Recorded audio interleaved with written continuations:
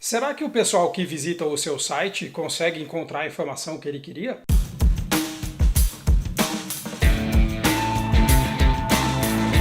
Oi, tudo bem? Eu sou o Daniel e hoje a gente vai falar a respeito de arquitetura de informação. Existe um gráfico, esse gráfico é muito comum, assim, que mostra um guarda-chuva, e esse guarda-chuva é a experiência do usuário, e dentro desse guarda-chuva tem um monte de disciplina, tem um monte de tarefa, tem um monte de tipo de profissional. Então você tem designer, pesquisador, você tem implementador, você tem às vezes front-end, você tem o saque, você tem um monte de coisa, e esse monte de coisa faz parte desse guarda-chuva da experiência do usuário. Uma das coisas que tem ali dentro é arquitetura de informação. Foi feita uma pesquisa pela UXPA, uma organização de profissionais de experiência do usuário, aqui no Brasil. Foram feitas, acho que, duas pesquisas, em 2011 e 2013, e que perguntavam, você que trabalha com experiência do usuário, qual é o teu cargo dentro da empresa? E o que ganhou, assim, disparado foi arquiteto de informação. Então é muito comum no Brasil, arquiteto de informação ser sinônimo de UX designer. Mas, assim, o próprio gráfico desse guarda-chuva mostra que não é bem assim. A arquitetura de informação é uma parte da coisa, assim como o design da interface é outra parte, assim como o design de interação é outra parte, assim como N coisas fazem parte da experiência do usuário. Então a arquitetura de informação é uma parte, mas é uma parte que é extremamente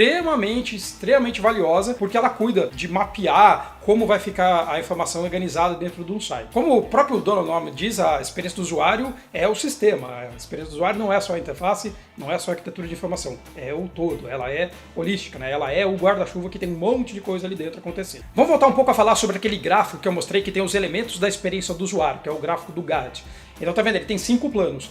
Alguns desses planos são mais relacionados à arquitetura de informação do que outros. Eu diria que os 4 primeiros. Então esse plano, tanto de você discutir o escopo, o objetivo de um produto, discutir a estrutura e o esqueleto, são partes fundamentais tratadas pela arquitetura de informação. A arquitetura de informação é o arranjo dos conteúdos, das informações que um usuário determinado, ou seja, uma persona, vai consumir dentro de um contexto específico. Então é uma preocupação de como que eu faço para facilitar, ou às vezes não é nem questão de facilitar, é permitir o acesso de um usuário, de um determinado usuário, de um range de usuários, a um determinado tipo de informação dentro de um determinado contexto. Então é uma tríade. Eu tenho um usuário, eu tenho um contexto de uso e eu tenho uma informação que ele precisa buscar. As preocupações da arquitetura de informação dentro de um projeto, por exemplo, de um website, envolvem várias coisas. Por exemplo, qual é a estrutura, qual é o tipo de bloco de informação que você tem dentro de um site. Por exemplo, no WordPress, você tem 2 elementos básicos de informação, páginas e posts. Você pode ter N outros, mas isso faz parte da arquitetura de informação.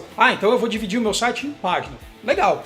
Como que eu divido isso? Como é organizada essa página? Essa página tem uma hierarquia? Você tem uma página que é pai de uma outra página? Como se dá esse relacionamento familiar entre as páginas? Então isso é uma preocupação da arquitetura de informação. Que nome essas páginas têm? Que nome esses itens de menu têm? Como eu chamo uma coisa pode ser diferente de como um usuário chama a coisa.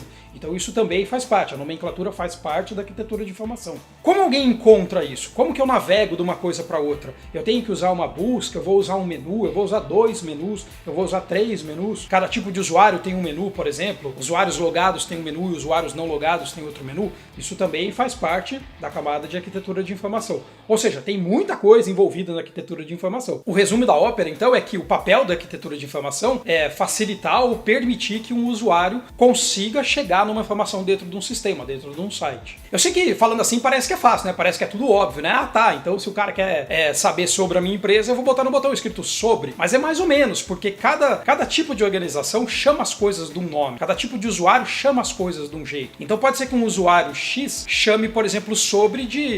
Pode ser que ele chame de about, pode ser que ele chame de institucional, pode ser que tenha um botão escrito missão da empresa. Tem várias coisas que às vezes querem dizer a mesma coisa. Então esse tipo de coisa é a preocupação, né? De nomenclatura. Como que eu ponho o nome nas coisas para que aquele meu usuário típico encontre. Essa representação de como as coisas são organizadas num site, elas variam de empresa para empresa. Então pode ser e variam de departamentos para departamentos dentro de uma empresa. Pode ser, por exemplo, que uma empresa X, imagina uma empresa de médio porte que tem lá uma linha de produtos e ela tem departamentos ali dentro. Pode ser que um departamento X, por exemplo, o marketing, queira relacionar os produtos, ou seja, queira organizar os produtos de acordo com o preço, ou de acordo com a sazonalidade, ou de acordo com uma oferta. Pode ser que um outro departamento queira organizar isso por algum outro tipo de coisa um pouco mais técnica, pelo peso, ou pelo tamanho, ou por quantos cabem numa caixa. E pode ser que o usuário que entrou ali, o Pedro, nossa persona, na verdade ele organiza aquilo de outro jeito, pelo uso, pelo outro tipo de divisão que não é aquela. Cada informação pode se apresentar de N maneiras, não existe só uma maneira de você apresentar aquela informação. Outro problema é o contexto. Vou dar um exemplo. Faz de conta que o Pedro comprou um abajur. O Pedro foi lá, achou legal e comprou um abajur e ele descobriu que a lâmpada daquele abajur é uma lâmpada que tem que ser menor. Então não podia mais ser a lâmpada que ele tinha e ele tem que comprar uma lâmpada agora que é menor. Saber o tamanho da lâmpada é uma informação que agora é importante pro Pedro. Pode ser que nunca seja, mas agora é. Então quando ele entra num site, talvez ele queira organizar as lâmpadas por tamanho. Pode ser que o mesmo Pedro queimou a lâmpada do quintal dele, queimou a lâmpada e a lâmpada do quintal dele é 220. Então agora a preocupação dele é a voltagem da lâmpada, não é mais o tamanho da lâmpada, não importa mais o tamanho da lâmpada. É o mesmo Pedro procurando a mesma lâmpada, quer dizer, outra lâmpada, né? Procurando o mesmo tipo de produto, mas agora num contexto um pouquinho diferente. Então a informação para ele precisa estar disponível no momento que ele quer, do jeito que ele quer, daquele produto que ele quer. Então isso tudo é papel do arquiteto, né? É papel da arquitetura de informação organizar. Então o que você quer é entregar para alguém, ou seja, entregar para aquela persona aquele conteúdo, aquela informação dentro do contexto que ele precisa. Então isso daí é um papel que você tem que mapear um monte de coisa, porque você tem que mapear, em que momento que ele tá, esse cara tá buscando isso por quê, quem que é esse cara, como é que esse cara chama aquilo, ele chama de lâmpada ou de lamparina, ou sei lá o que, ele chama de semáforo de farol, né, do que ele chama. Então esse tipo de coisa, ou seja, tudo, a nomenclatura, a organização, a ordem que as coisas aparecem, o que é prioridade na hora do cara buscar a informação, faz parte disso. Outra coisa é que, além, né, outra coisa, já não basta tudo isso de coisa, pode ser que alguém que entrou no seu site não entrou num caminho que você planejou. Vou dar um exemplo, é comum alguém planejar o site a partir da primeira página. Dentro da primeira página você coloca ali um menu, você coloca um banner com uma promoção, você coloca um monte de coisa ali dentro. Mas pode ser que alguém entrou ali porque ele buscou no Google e ele caiu direto numa página intermediária. Ele caiu direto na página da lâmpada. Quando ele cai ali, será que ele consegue se situar? Ele consegue entender o contexto da tua organização, o contexto da tua empresa? Será que eu estou falando do site que entrega na minha casa ou não? Será que eu consigo a partir daqui encontrar outras lâmpadas para comparar? Será que a partir daqui eu consigo ir para uma outra página que tem mais informações? Será que está tudo na mesma página ou em duas? Então para o cara não ficar perdido ali dentro, você precisa dar toda essa referência em volta do site de navegação, de busca, de breadcrumb, de um monte de coisa para que ele se situe. Lembra que a internet é hipertexto, a internet é de um texto que quando você clica num link, você vai para outro link, que vai para outro link, que vai para outro link, que vai para outro link. Quando você vê, você não tá fazendo nada, você tá coçando o dedo aí para não falar outra coisa. E você tá ali pensando, poxa vida, e agora? Como é que eu volto de novo naquela tabela de preço que eu vi?